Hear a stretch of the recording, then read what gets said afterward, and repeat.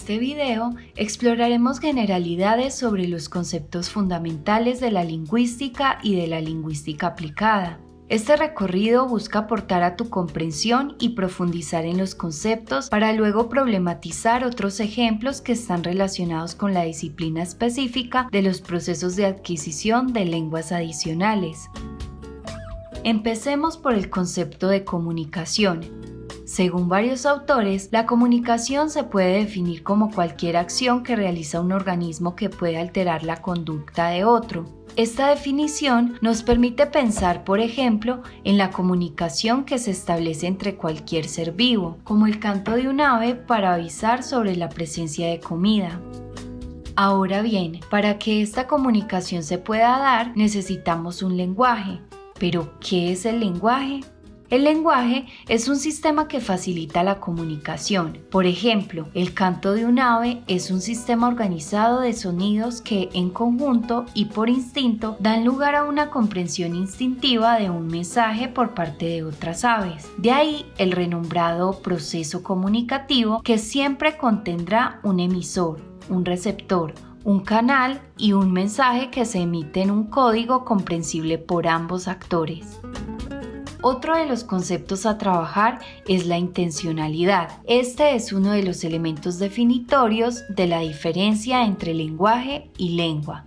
En términos muy simples, la lengua tiene características que la hacen única para una especie de ser vivo, el único capaz de razonar, crear y modular en diferentes maneras con una intencionalidad, intertextualidad y fundamento pragmático acumulado. Esto la hace diferente de la simple forma instintiva de comunicarse a través de un lenguaje que se da entre otros organismos y que metafóricamente hemos visto que se usa incluso en sistemas de computación, por ejemplo, el lenguaje binario. La lengua tiene propiedades y es esto lo que la hace diferente y especial de otras formas de comunicación. Entre sus propiedades más relevantes encontramos la arbitrariedad, el desplazamiento, la articulación dual, la productividad, la prevaricación, la reflexividad, la presencia de unidades discretas y la creatividad. Ahora bien, una de las formas que tenemos para comunicarnos usando nuestra lengua es el habla, otro término que comúnmente representa un problema conceptual entre los profesionales en el área. El habla es por extensión la realización lingüística de una lengua. En la misma línea de definición sobre la lengua y habla, se hace importante aclarar los conceptos de lengua materna o primera, lengua extranjera, lengua segunda y en general de lengua adicional.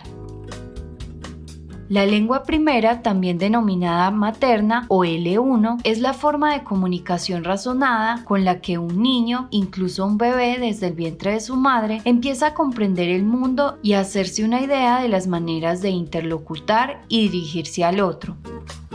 Esta difiere de una lengua adicional, que es un término genérico para hablar de las lenguas que son posteriores a la materna, puesto que adicional hace referencia a una lengua de la cual un individuo se apropia y que con el tiempo se convierte en la segunda lengua a través de la cual comprende y observa el mundo y se comunica con él. Por otro lado, en un contexto de aprendizaje, el término extranjero hace referencia comúnmente a la presencia de una lengua que no es propia del lugar en el que se aprende, es decir, una lengua que no es ni la lengua de comunicación común del lugar, ni la lengua franca, ni la lengua oficial. Es un término que se utiliza ampliamente para designar el aprendizaje de un sistema de comunicación razonado ajeno al lugar o contexto de aprendizaje próximo del estudiante o de la institución. Por su parte, el concepto de lengua segunda hace referencia a los contextos en donde se aprende otra lengua porque es una de las que se habla en la cotidianidad del lugar en el que se aprende. Es importante mencionar que hay que tener cuidado con este término, ya que desde un punto de vista más general puede ocurrir que en contextos de estricto aprendizaje de una lengua como lengua extranjera, algunas perspectivas teóricas lo definan y entiendan como segunda, en parte porque se trata de la segunda lengua de uso e interacción del aprendiz.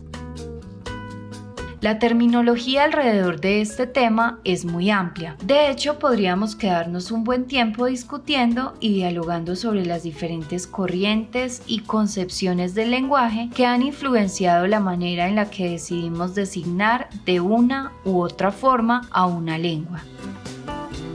Por ejemplo, desde una perspectiva identitaria, una lengua adicional puede convertirse eventualmente en la lengua primera de una persona, pues es posible que para ella dicha lengua se convierta en su vehículo de comunicación común y de hecho, esa persona podría ser mucho más eficiente en la comunicación en esa lengua adicional que en su propia lengua materna. En la misma línea, algunos podrían obtener más de una lengua adicional y ser bilingües o políglotas simultáneos. Es decir, con un nivel de suficiencia tan alto en las lenguas que hacen parte de su repertorio que tiene un dominio de ellas casi nativo.